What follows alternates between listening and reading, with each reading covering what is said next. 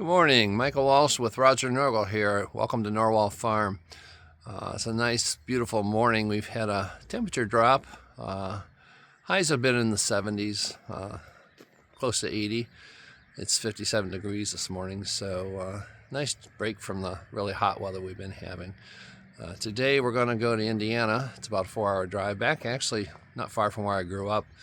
We're picking up a new billy goat, Buckling. He was born in January. We've decided to cross the does with a boar goat, B-O-E-R. It's an African breed, I believe. They're very meaty, and trying to add a little bit of muscles to our kids to increase the weight on the kids when we sell them for the restaurant. So it's a beautiful morning, like I said, kind of hazy out here, but heavy dew. We're trading 2 Kiko Dolings for the buckling that we're picking up. They have a pretty nice herd of boar goats. I think they show as well. They do embryo transfer, and they just purchased 25 Kiko does to be recipients does for the embryo transfers. They transfer the embryos from their boar does into the Kikos, and the Kikos raise them. So they were interested in 2 more Kikos. So these were 2 extras we had. They're nice Dolings. We just didn't need them. So we're taking those down, and we're going to bring the boar goat back. So we got a road trip today.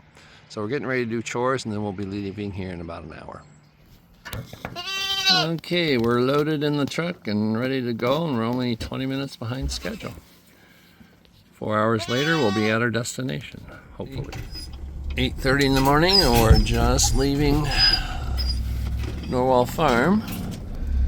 And Freya's in her crate. Chloe's in the back on the floor.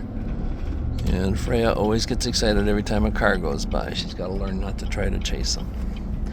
So we should be at the Richard Farm in about 4 hours. We are here at Richard Family Boar Goats, and we've picked up Lou. He's getting ready to go to Wisconsin. Really friendly, really nice.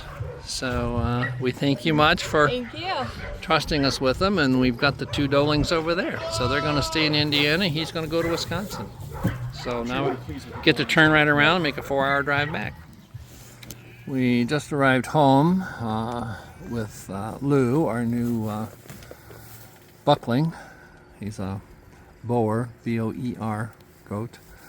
Kind of unusual. He doesn't make a noise like a normal goat. He just just an abbreviated sound. That's the noise he makes. Almost sounds like a cough.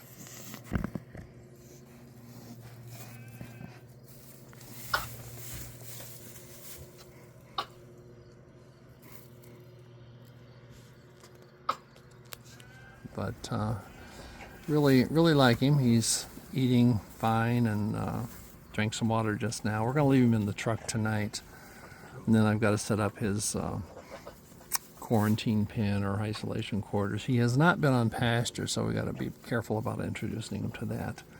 But he made the trip well. He was a quadruplet, one of 4. He had 2 sisters and 1 brother, and his one brother went for 4-H lamb, and then they kept the 2 sisters. He's very tame because he was bottle raised. So he follows you around like a dog. So anyway, we're pleased to have him, and we're looking forward to getting some babies from him from the does next year. Good morning, Lou. How you doing? You survived the night. Hi, Lou. Hey, kiddo. Yeah. Hello. What do you think, huh? You ready to get out of that truck today? Yeah. Oh, he's a good boy. He's a good boy. He was a bottle baby, so he'll probably be a pain in the butt. Yeah. But a good pain in the butt. Yeah. Oh, does that feel good? You ate most of your hay. How about your grain? Yeah, you still got a little grain in there. You're ready to get out of there, aren't you? Huh? Oh, it's been a long day. Yeah. You're looking good. Looking good. You know, they say about goats, if there's a hole, they'll find it. Well, Lou found a small hole top of this and enlarged it. As I drove up here, he was standing on the edge with his head sticking out. But this cover's a couple years old. It's got a lot of sun damage, so it needs to be replaced. It was just a temporary thing that we had to do when we went to Canada. So anyway, we'll have to do a new top.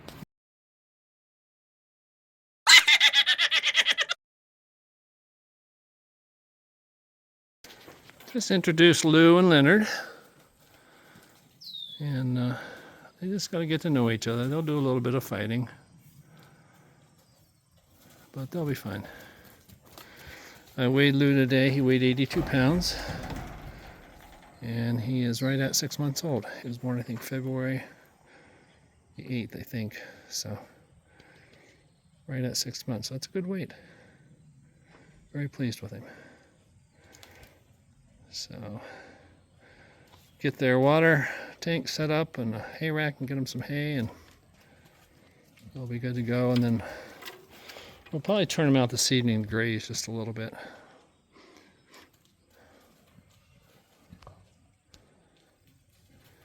They're not going to hurt each other. They're just kind of sorting things out. We've got Lou and Leonard all set up here. We've got their hay rack. Just using this little tub for water. It's enough for 2 animals. And like I say, we'll let them out a little bit to graze. Leonard's been on grass, but Lou hasn't. So we'll just do some time grazing, and eventually they'll be out on that full time. But they've got their jousting all done, and they're settled down and seem to be getting along pretty well. We're taking the does over to the neighbors today, so shifting groups around. Come on, guys.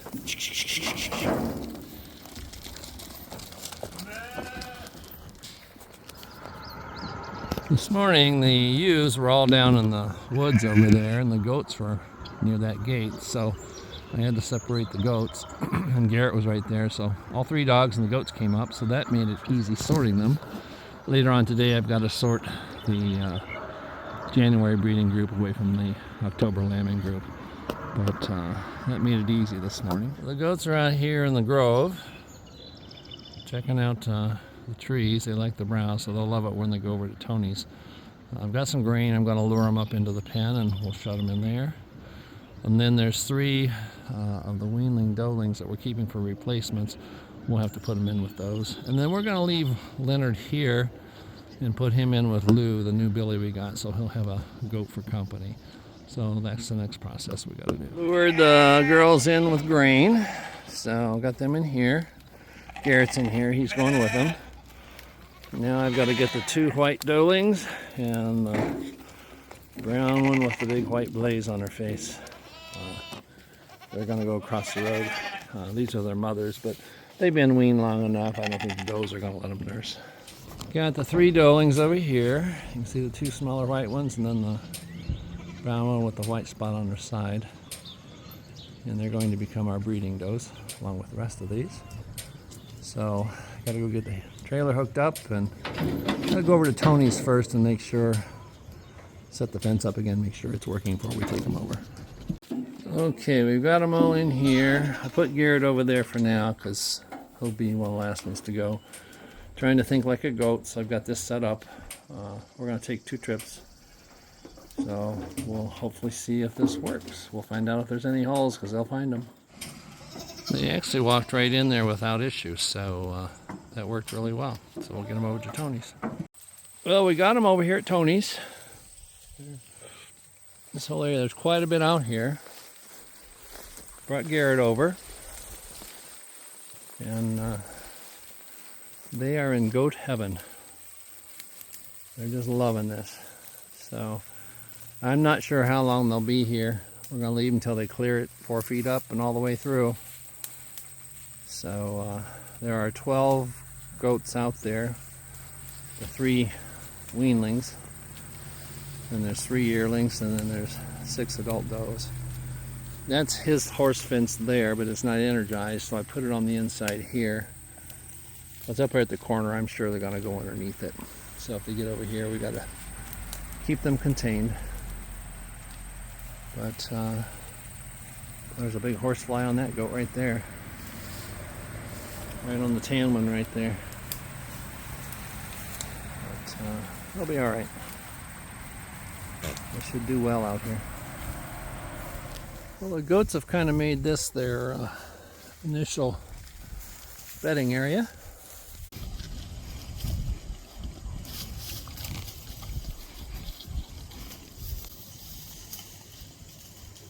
And that's one of the doelings there. She's about maybe 5 months old, possibly 6.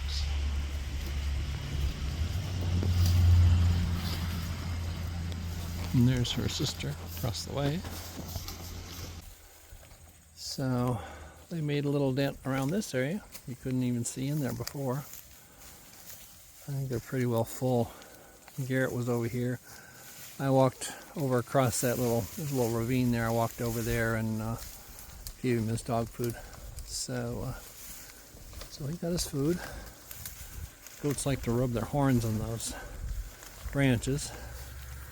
It helps pull the branches down, but you can see how they're cleaning off all the leaves on those branches. So they're getting a good start. This is the morning of the second day, and they have worked their way down to here. You can see them up in that fallen tree. So they're doing pretty good. Just working their way right down along here. This is where they were yesterday, last evening, when I took the previous video. And you can see they've stripped all the leaves off of that bush there and that tree. So they're doing pretty good. You can see Garrett through there, the white. That's where I put his dog food. So they've actually cleared up to where that brownish, those twigs are. They cleared that last night too. So it's going well. Driving the ewes up to the run-in shed.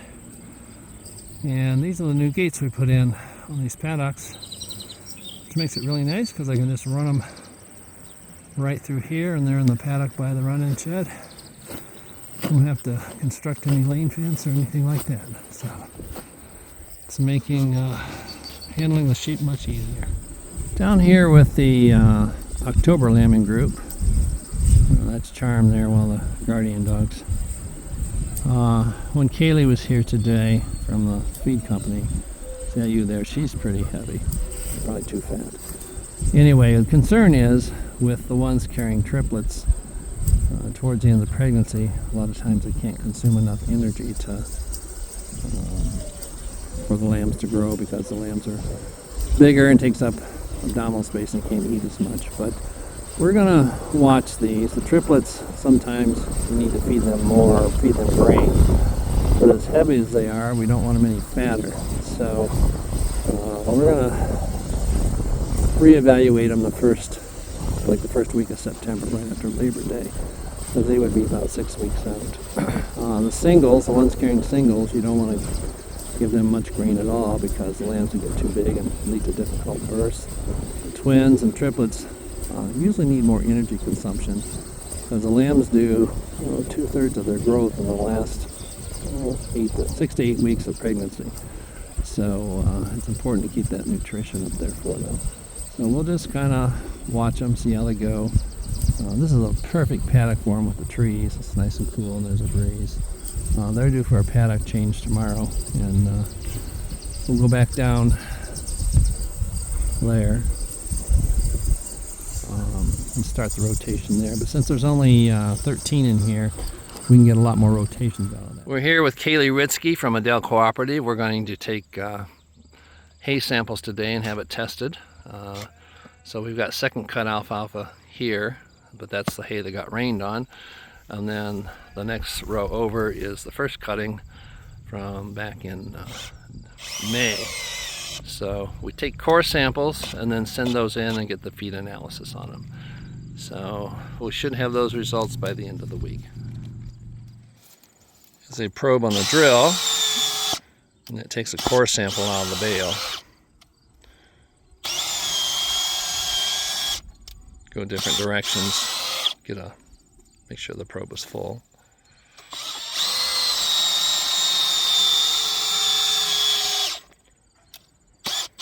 That sounded like a solid chunk there. Mm-hmm.